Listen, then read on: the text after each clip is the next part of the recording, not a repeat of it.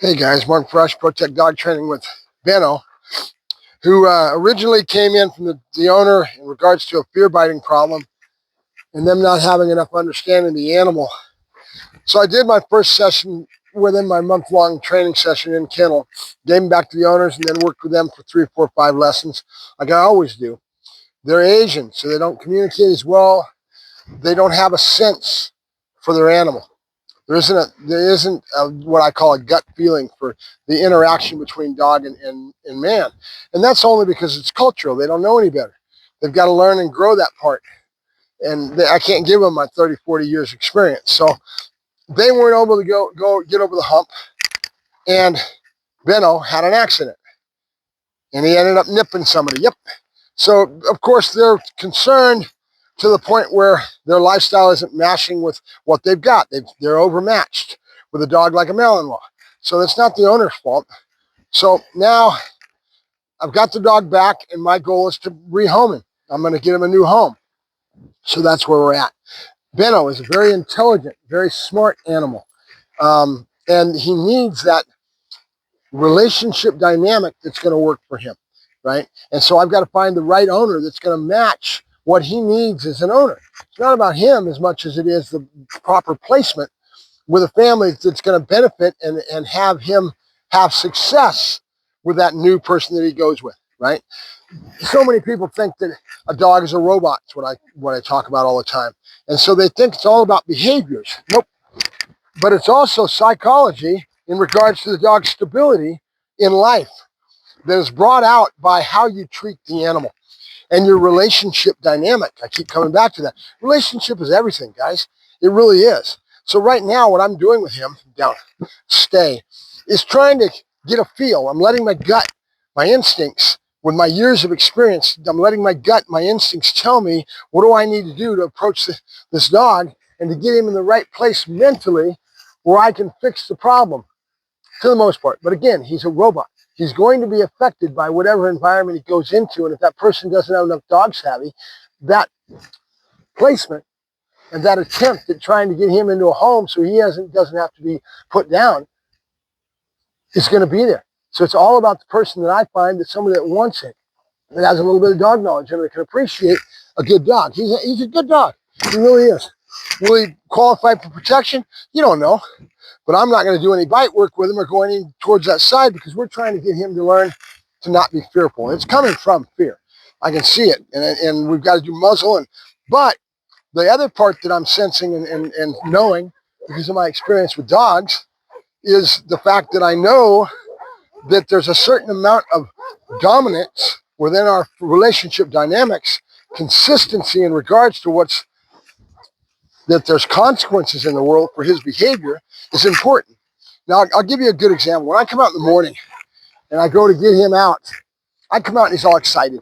And he starts bouncing around and then he wants to get on top of my body and hang on and basically be trying to hump my leg. That's dominance, right? And it's because the owners didn't know how to handle that part of him and they didn't nip that behavior in the bud right away.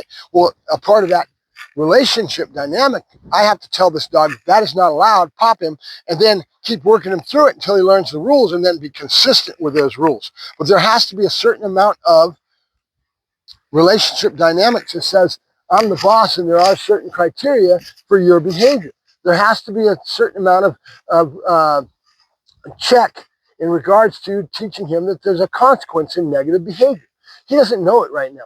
He didn't have an owner that could give him the timing involved with this and work him through it, okay? So my goal, and I know the answer, it's flooding is what it is, okay? Flooding is basically putting a dog in a situation that he ends up having, it's actually a psychological term in that regards, right? It's to face your fears, right? And you don't let the dog, you don't do it like most positive trainers do. Be a hot dog here, a hot dog there, and it may take them 6 months to get the dog up the stairs. Whereas you see Caesar, and keep in mind, a lot of the attitude with Caesar, whether you realize it or not, came from me because I was basically his mentor in a lot of things. Caesar has never taught heel, sit down, stay. I call him a homeopathic trainer. But he learned a lot of things from me. And one of those things was I will take a little bit more force in going through things to get a dog through something. And it's called flooding. And you've seen him on the show where he'll have a dog that's afraid of going up the stairs, right? He'll take the leash and he'll kind of drag the dog upstairs, a lot of coaxing, until the dog overcomes that fear, and it's done and over with within a couple sessions, right? That's called flooding.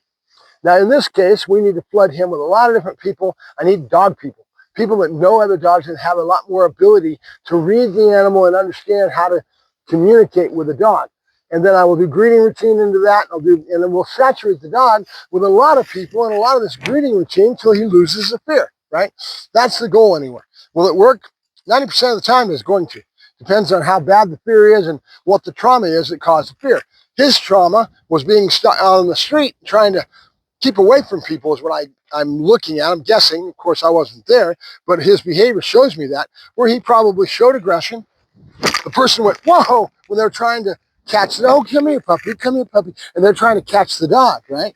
And because they see a loose dog, it's a beautiful male-in-law, who wouldn't want him? So he probably got chased around the neighborhood for a while, and that trauma taught him some things. It taught him that when I show aggression, the person's going to freak out, and I win. And now he's got that attitude. When somebody comes up to him or he gets some kind of interaction with another human being, he thinks that aggression is the way to drive them away because he doesn't feel comfortable. He's afraid, right? And that fear is in his head. We need to recondition that and overcome that. And it gets down into dog psychology. It gets to psychology, period. But dog psychology because he's a dog. He's not a human being, right? So I will overcome. I will persevere. This will be fixed. I just have a hard time getting the type of groups that I need. You know, I need a large, saturated group that I can work the dog through it so that I can fix the problem. I'm out here by myself, all by myself, so I've got to figure out what do I need to do to get him what he needs to fix the dog, right? Now, we say fix like it's all gone and over with. It's not. He's going to be affected by whoever gets him and their ability to understand what's going on. Nope. And to keep the dog in the right plateau so he doesn't regress in his behavior, because remember, that's still in his cranium, is going to be a factor, right? So we're going to find out as we go along how well I do with it, how comfortable I feel with it, and then we're going to keep putting feelers out to find the right person. We want a dog person that has a lot more understanding of dogs and is willing to take on a dog like this. That's going to be a lot better. I'll have a lot more handle on it, a lot more ability to understand. Nope, down. Good boy, good. There you go. Good boy. Yeah, that's a good boy. That's good. His behavior is great. I mean, as far as he'll sit down, stay, he does pretty good. He's a little herky-jerky because of his excitement and things, but he's going to stabilize pretty well in that regards. And then time will tell as far as what we put on him with the saturation that I'm talking about, flooding him, right? I need large groups of people, of dog people, that I can get him around, that he can get through this. He's got a little bit of a dog aggression problem and humans. And it's mainly because he's never had any of that. Good boy, good. Benno? Yep, good boy, good. There you go. All right, Benno. Place. Yes. Very intelligent, though. Benno's smart as heck. So he should do pretty good. We're going to find out. I'm just sensing that, like I keep coming back to the original owners, they just didn't have what it took to deal with this, right? And they took on a lot of challenge. They took a dog that basically has been traumatized and it was out on the street. They took this dog in, and their natural instinct for humans, human psychology versus dog psychology, is we do two things pretty consistent with our behavior. We think we can punish behavior away. So when you see a stim collar or some kind of negative behavior, dog shits in the house. We rub his nose in it. We think we can punish behavior away. Reality and truth, the dogs live in the moment. So if you don't catch the dog and you're putting your nose in it, you're demoralizing the dog and you're being overbearing. The dog doesn't really understand what you're trying to get him not to do. You got to catch the dog in the moment, right when he's squatting to take the dump, and startle the heck out of him and correct him, take him outside, and it's done, it's over with, and then redirect your positive on one side, which would be I'm always talking about, positive on one side, negative on the other. And then we praise the heck out of the dog, and we get him to go outside, and we make sure he knows that that's where he gets praised, and in the house he gets corrected, right? Catching the dog when it comes to potty training and things is important, because dogs don't live anything except the moment, the now is where a dog lives. And that's literal. I mean, there's no two ways about it. I've been training dogs since I was 12 years old. My whole life has been spent doing this. So that being the case, I'm going to tell you right now that dogs live in the moment. It's a big factor of our training. Nope. Come on. Good boy. Good. Yes. Good boy. Good. Yes. Good. All right. Good boy. So I'm going to keep playing with him. And I've got my biggest problem with him right now is I just need saturation. I need people, places, things. I need dog people that know how to communicate, hold class is what I need. I used to have a class that I would go to all the time, but I don't go in anymore. for a lot of different reasons. Yes, so I've lost that resource. So that being the case, it makes it hard for me to take on a case like this without that saturation, because that's what I want. I'll give you a good example, another good example of flooding. I've got a dog over in Europe that's a bomb dog. And he's been trained with a reward placement of a ball bouncing off a wall. And the balls are used a lot in training in the military. They were. Things have kind of changed a little bit now. But for the most part, it was usually always a towel that's saturated in the drug smell. You bounce it off the wall, get them fixated on that scent that you're trying to teach them to know. See that paw? This is what I'm talking about. Good. He's not doing it aggressively, but if you let this spiral up, it could turn into aggression, right? But he has this natural tendency to want to get out in the morning and be all excited and bounce my body, and right away his legs go like this. That shows you that there wasn't a proper relationship dynamic with the owner. It doesn't mean you need to beat the dog. It's all about timing. Right when he does it, there's a no and there's a correction. It's done and it's over with that quick. All right? Yep. So back to flooding.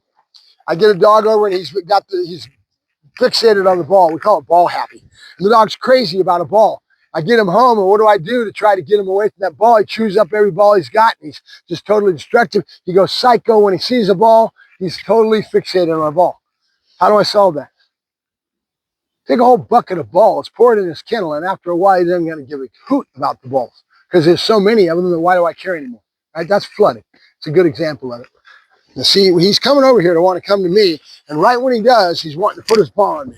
That tells me a lot about his previous relationship with his owners. His owners didn't understand it. We need to have a certain amount of dominance within our relationship. And when I say the word dominance, it's real important that you understand it. It doesn't mean I need to beat my dog up. I just need to have consistent rules and show him consequences within his environment. If you do this, this is what happens, right? And you can talk to all the purely positive people in the world and want to feel all foo-foo about your dog and want to sit on the couch all your life and just this is what you care about. But remember, when you give the dog the love, that's what happened with him. He got home, he was traumatized, and those people had no clue. Their culture didn't have dogs in it, right? So they don't have that instinct that I might have or some other child might have, or an adult that's been around dogs a lot. They learn it through osmosis. They basically pick it up by being around dogs, right? So these people had none of that. So because of that, that's why Benno is where he's at. They loved him. I mean, the owner was crying his eyes out when he gave him to me, and I felt real bad. I felt bad because I understand, they love their dog, but the dog was just a little bit too much for them to handle, and with this problem, they don't have the instinct and the skill to be able to sell it. I can't give you my 30, 40 years of experience. But a dog is not a robot. There's a lot that goes on in that whole pot, that stew that makes a dog what he is. Genetics, breed, human interaction, all of it. I mean, there's so many things that go down to making a behavior turn into what it is. And usually as a dog trainer, we see all the dogs come to us when they've got a problem. People don't come to us a lot of times until they have a problem, which is sad. They should be out working their dog right away. But they don't do anything until it becomes a problem. And then they come to you. So it's not an easy task sometimes because I always say, it's not just the dog, it's the human factor. The humans matter. They're the ones that really make the difference. I always tell my customers that too. If you get off the couch, you give me your passion, you want to learn, you want to grow, I'll give you the world. But if you don't put the work in, there's nothing. The dog's not a robot. I can have the dog working for me all day long. Works like a top, makes me look all fancy, but what good is it going to do if you can't do the same? And that takes you learning and growing and understanding. Nope. Benno? Yep. Good boy. See how smart he is? He right away waited for my explosion release, right? With me. Good boy. Good. I want to keep him going the other way. So right now, that's what I'm reaching for. To make a long story short, I'm trying to get to the point where I really start getting into our relationship dynamic and figuring out where he's loose in his head, right? Where is he not stable? What's affecting him? All those things. Yes. So I've spent, excuse me for coughing, guys. I might have COVID. I don't know, but I'm not anywhere near anybody. I'm not sick enough that I'm going to lay in bed all day, so I'll get through it. Just make sure I take care of myself, my vitamin C and all my nutrients, and eat well and all the things that you need to do to get your immunity system up. Good boy. With me. With me. And what I'm doing now is I just robbed any type of cue. So I put my hands on my chest like this. I said with me to see if he would respond without me prompting it, without me cueing it. Watch the difference. With me. With me. Now, as soon as I do this, that's when he goes with me. I wanted him to do a finish, right? Come back to my side. with me. Okay, good. We'll get there. So back to my premise. The dog is not a robot. He's a living, breathing, emotional creature that needs a lot of things to make him stabilized, to be good in life and all that. You want a dog like this? Great dog. Take my word for it. Benno's a dang good dog. He's just got a quirk that we need to work through. Yes. Now, would he qualify for a full-on protection dog like I want it on the street, or I need something that's really going to work for me? Not really. Down. But as far as pet quality and being a good dog for home and family, hitting the fence lines and doing what he needs to do, he's an excellent dog. So he's going to do real well in that regard. We'll get there. Excuse me for the coughing, guys. Benno, sit. Good boy, sit. Come on. Good boy, good. Nope, good. The fact that he is so smart gives me a lot of hope, because I can, with my little bit of knowledge I've got in the bank, I can get him through this. The hard part is trying to transfer it to the owner, whoever gets him, to make sure that we get them on the right page so he doesn't backslide and we don't have failure.